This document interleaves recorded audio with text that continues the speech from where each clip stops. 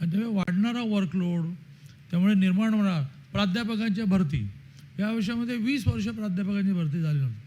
आपण 2800ची प्राध्यापक भरती सँक्शन करून घेतली, 2100 भरले. विद्यापीठांमधल्या प्राध्यापकांच्या भरतीनं राज्यपालाने काही अकॅडमिक मुद्द्यांवर स्टे दिला होता. 1-2 दिवसात तो स्टे भेटेल. मग विद्यापीठातली जवळजवळ 700 किंवा 700 ऑड प्राध्यापकांची भरती पूर्ण होईल. 17 ते 25 रिटायर्ड झालेली संख्या 5,500 आहे. त्याची परवा आम्ही मान्यता मुख्यमंत्र्यांकडून मिळवली आणि नव्याने 5,500 प्राध्यापकांची नवीन भरती करणार आहोत.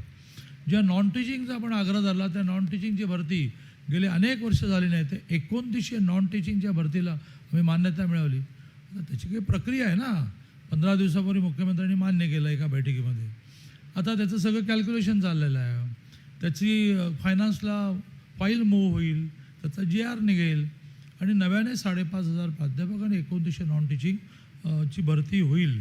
अशा सरकारने करण्याच्या ज्या सगळ्या गोष्टी आपण करतो.